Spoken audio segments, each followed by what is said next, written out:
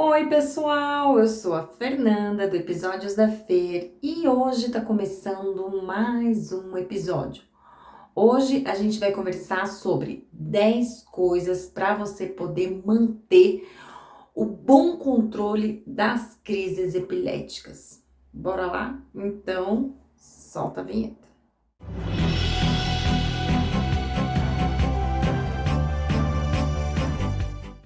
Oi, pessoal! Sejam todos muito bem-vindos novamente aqui no meu canal. Aos novos inscritos, sintam-se vocês também muito bem acolhidos aqui por mim. E se você estiver chegando agora, se gostar do conteúdo, inscreva-se, já deixa o seu like e não se esqueça também de ativar o sininho. Pois é, gente, eu já fiz um vídeo aqui no canal sobre os principais gatilhos de crise. Eu vou deixar aqui no card. Tudo que você faz de errado tá naquele vídeo ali onde eu deixei no card. Porém, nesse eu tô falando para vocês o que vocês precisam fazer para que você não tenha crises. E isso não é destinado apenas ao público que tem uma epilepsia de difícil controle. Não, é para todos os pacientes que têm epilepsia. Ou seja, aqueles 30% que tem uma epilepsia controlada e que até consegue levar uma vida, quer dizer, consegue levar uma vida normal. Se tiver mais de 2 anos sem ter crise, vai conseguir dirigir, né? Enfim, não vai ter tanta restrição assim como nós, pessoas com uma epilepsia de difícil controle. Então, serve para você que tem a epilepsia controlada. Beleza? Então, vai.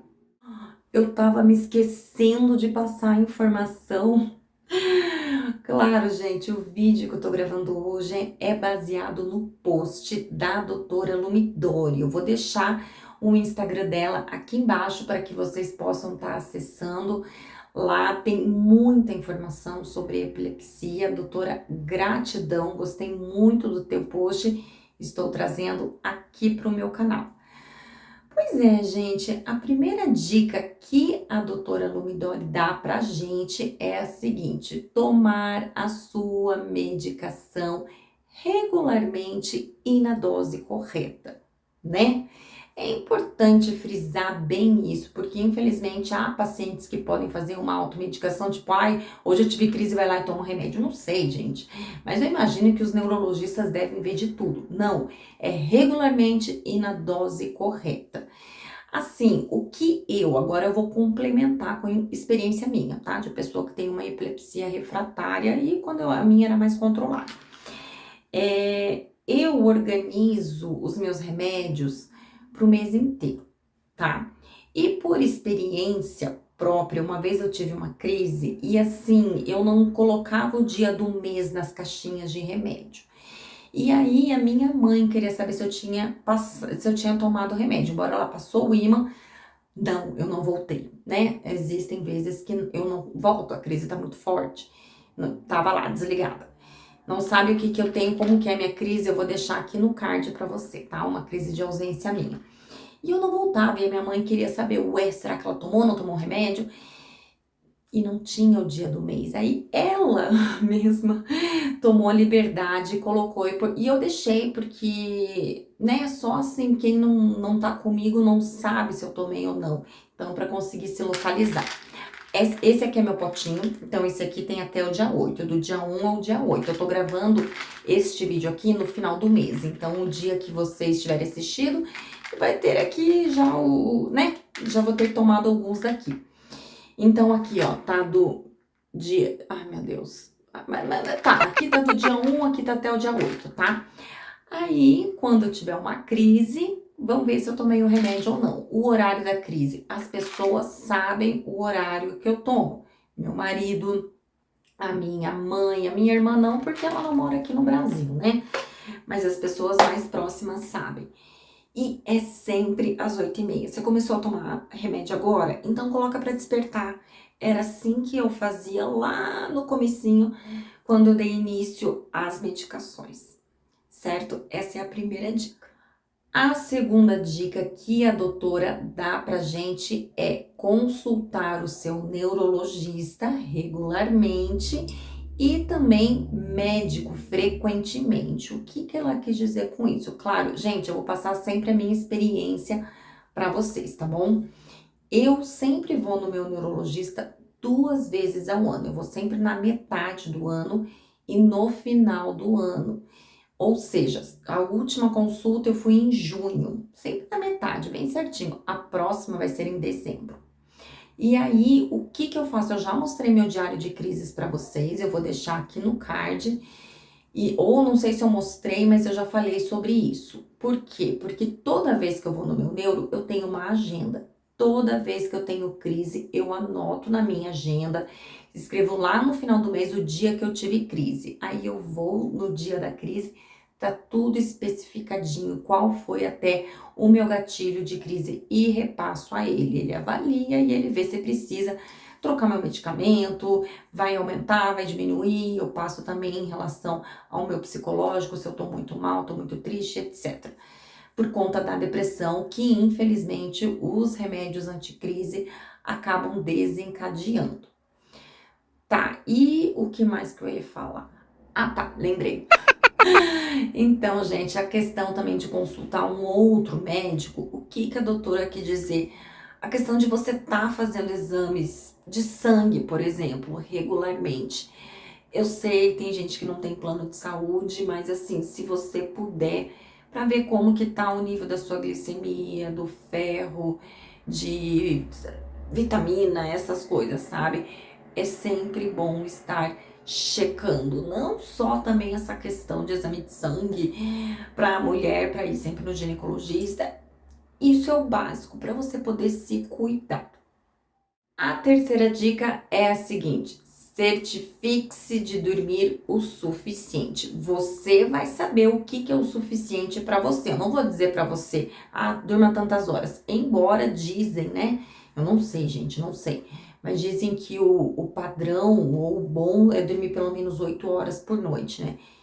Para mim não é o suficiente, não. Eu tenho que dormir quase 10 horas por noite.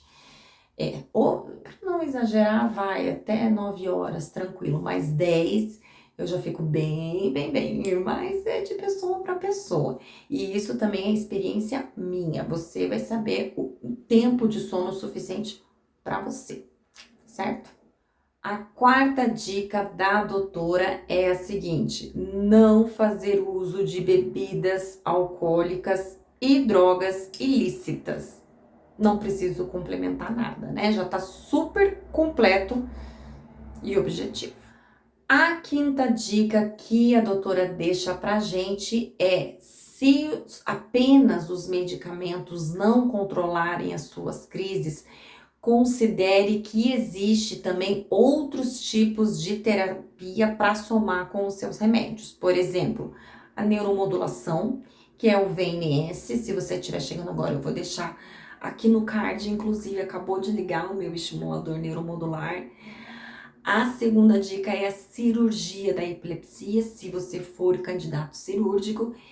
E a terceira dica é a dieta, a dieta cetogênica, que inclusive foi, acho que o meu último vídeo, né, que eu gravei aqui no canal.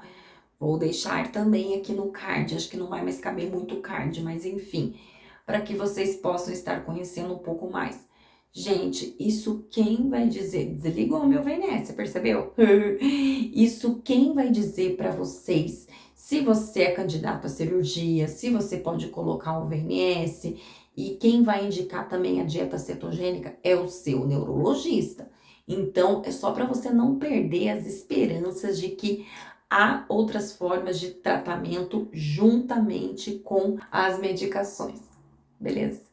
A sexta dica que a doutora deixa pra gente é a seguinte: conheça os seus principais gatilhos de crise e ajuste ao seu estilo de vida e ambiente conforme o necessário. Por exemplo, no meu caso, eu sei quais são meus principais gatilhos e quem é meu inscrito também sabe.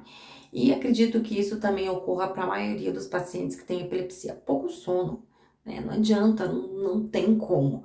Se eu dormir pouco, no dia seguinte, batata, eu tenho crise sim. Então, eu procuro no dia da semana, pelo menos, dormir cedo, nem que seja tipo no máximo 10 horas da noite, porque no dia seguinte eu vou levantar 6h30, tá? Então é isso que eu cuido. Psicológico, o meu, quando tá abalado, meu Deus do céu, também, pimba, me dá crise. Mas assim, isso não tem como a gente controlar, né? Mas é pelo menos tentar buscar o equilíbrio. Esses são meus dois principais gatilhos. Você deve conhecer o seu também. A sétima dica da doutora é a seguinte: cuide bem de você, alimente-se bem e faça exercícios regularmente. O alimentar-se bem, gente, é você comer no mínimo, ter pelo menos 3 refeições diárias, mas assim, é pouco, né? Pelo que eu sei, você precisa comer de 4 em 4 horas, né? Começando pelo café da manhã. Eu sou uma pessoa que eu peco, porque eu não consigo comer de manhã, não consigo, eu consigo tomar um café e tem que ser pouco ainda, sabe? Mas, enfim, eu sei, tem que comer pelo menos uma fruta, então não sejam como eu, tá? E a outra coisa também que eu acho bem importante é água. Eu tenho uma dificuldade, meu Deus do céu, para tomar água, mas eu estou inserindo. Sim, eu tô tomando em média 1,5 litro por dia de água, quase isso. Mas é o básico do básico, né?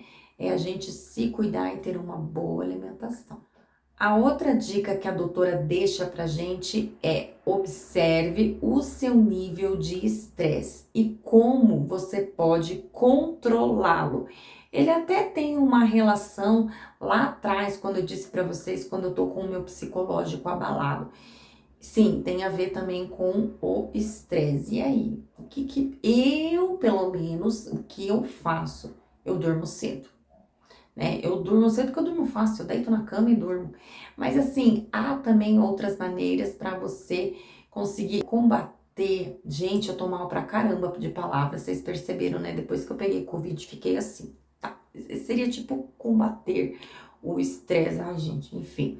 Sabe como? Meditação. Inclusive, eu vou fazer um vídeo aqui no canal sobre isso. Vou deixar anotado na agenda para não me esquecer, beleza? E a 10ª e última dica que a doutora deixa pra gente é a seguinte: conheça os seus riscos para emergência convulsiva e SUDEP. Como? Conversar com o seu neurologista para entender os seus riscos e traçar um plano individual, como por exemplo, medicações de resgate, uso de dispositivos e alarmes. E isso, eu vou ser bem sincera, eu não faço ideia o que seja. Eu posso pesquisar sobre essa questão de uso de dispositivos e alarmes. Por isso é tão importante você conversar com o seu neurologista para ele poder esclarecer esse fato, beleza? E aí, gente, vem uma outra dica que a doutora deixa pra gente, que quando alguém me diz que a epilepsia não é nada demais, tipo, né, dá vontade de dar um soco na cara, porque veja se não é nada demais, a gente precisa cuidar até com água. Como assim? Inclusive tomar banho de piscina e o próprio banho de casa. A gente precisa cuidar porque é perigoso. Por exemplo, eu não posso ir para a praia sozinha e as minhas crises são crises de ausência, são super simples. Mas e quem tem uma crise convulsiva? E mesmo assim eu corro risco. E quem tem uma crise convulsiva tá sozinho na praia, dentro do mar, não tem nenhum conhecido? Desculpa, não dá. Se você faz natação, tem que ter alguém te olhando. Meu, e tomar banho, que é a coisa básica, diária. E aí, o que acontece? Aí tem gente que tem a cara de pau de falar pra mim que a epilepsia é uma simples doença. Isso aí é ignorância, falta de informação, e é por isso que eu estou aqui com esse canal no YouTube, para passar a informação para você não falar abobrinha e dizer que a epilepsia é uma simples doença. E para fechar este leque, digamos assim, você precisa passar informação às pessoas próximas, como te socorrer. A doutora colocou treinamento, né? de como socorrer alguém tendo uma crise convulsiva, como alguém pode te socorrer para o teu tipo de epilepsia.